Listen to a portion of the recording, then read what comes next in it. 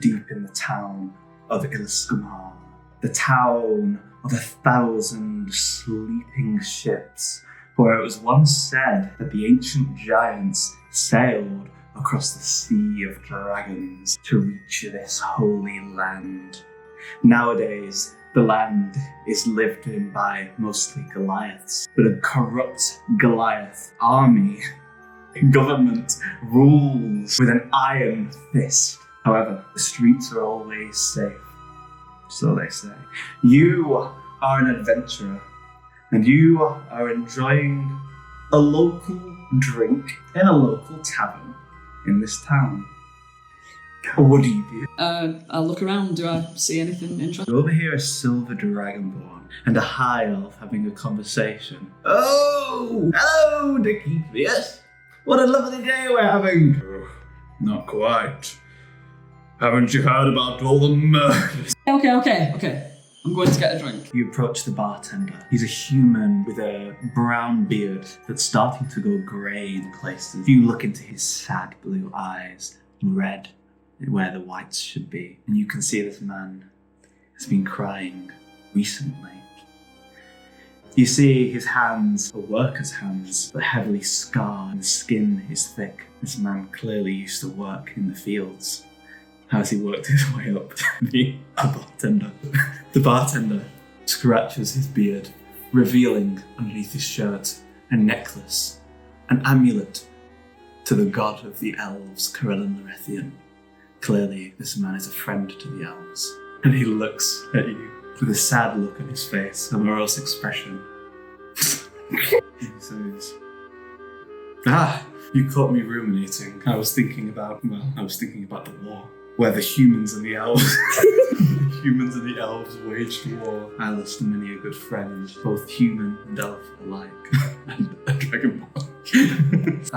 But what brings you here, stranger? Perhaps you've heard the rumours about the murders that have been happening. These murders have all been happening by a man by the name of Brom Astwick. You'll know him because he's a dwarf, but not a hill dwarf, or a shield dwarf, or even a mountain dwarf.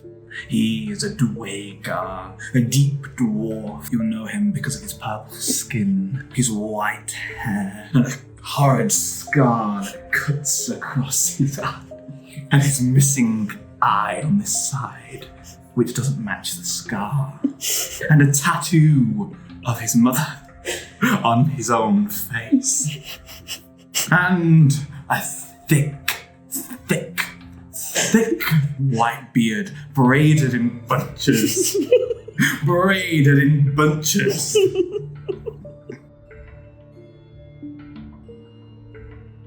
But can I get you a drink?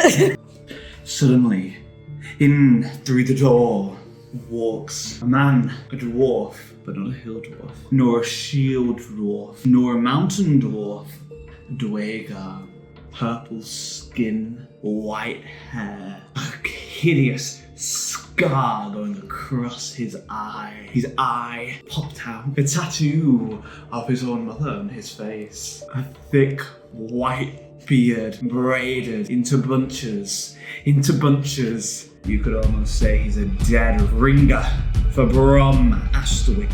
Or is he? Brom Astwick. He had a hideous scar going across his face, and his eye was missing. This man has a hideous scar across his face, and his eye is missing. This is not Brom Astwick. In fact, you recognize this man, Terence the Butcher.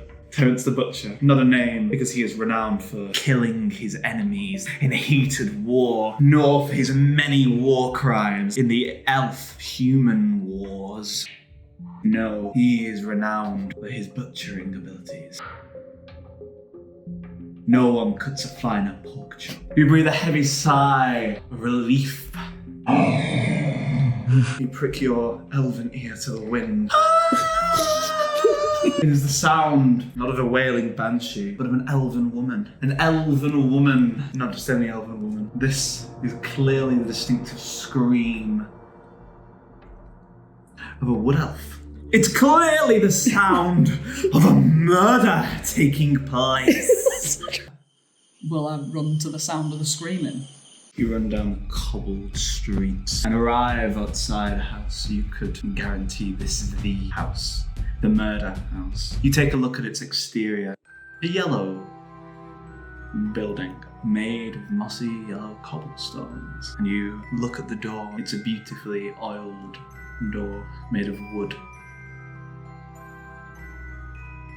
Beech wood. And you see inscribed upon the door is a symbol of Lathander, the god of the sun, the reincarnated god who was once a monitor. You enter hastily and you see draped across the floor like a carpet. No, it's the elven woman.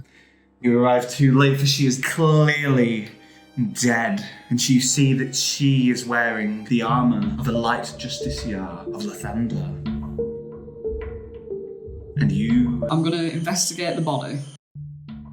You investigate the body. You perform a full medical autopsy. You cannot find a murder weapon, but you can find several incision wounds in her heart. Judging by the wound, you can tell that the murder weapon is clearly a dagger, about this long, and the hilt clearly depicts an 8-legged spider.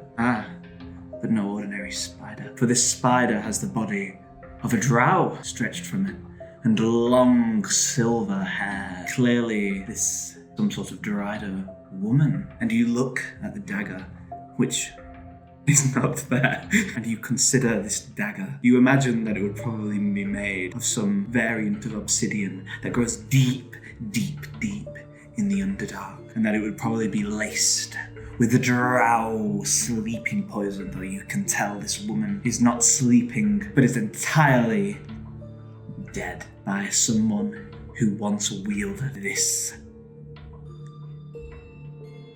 profane dagger.